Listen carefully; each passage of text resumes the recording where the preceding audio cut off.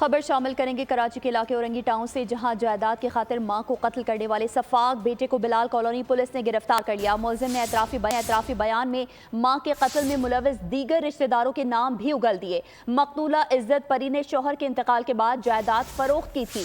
تفصیلات خرم گلزار کے اس رپورٹ میں۔ جائیداد کی لالچ نے اندھا کر دیا، بدبخت بیٹے نے اپنی جنت اجاڑ ڈالی۔ 40 سالہ عزت پری کے بہیمانہ قتل کا مرکزی ملزم سگا بیٹا نکلا۔ بلال کالونی پولیس نے ٹیکنیکل سپورٹ کی مدد سے ملزم مختار کو گرفتار کر لیا۔ دوران تفتیش ملزم کے سنسنی خیز انکشافات بتایا کہ والدہ جائیداد کا کیس جیت چکی تھیں، ان سے 2.5 کروڑ روپے اور 22 تولہ سونا ہتھیانا چاہتے تھے۔ جائیداد کا مسئلہ تھا، اس کے بھائیوں نے مجھ سے کہا کہ اس کو مارنا ہے۔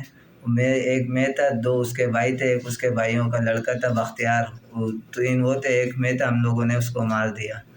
پھر وہ لوگ 3 وہاں سے بھاگے تو میں بھی وہاں سے چلے گیا۔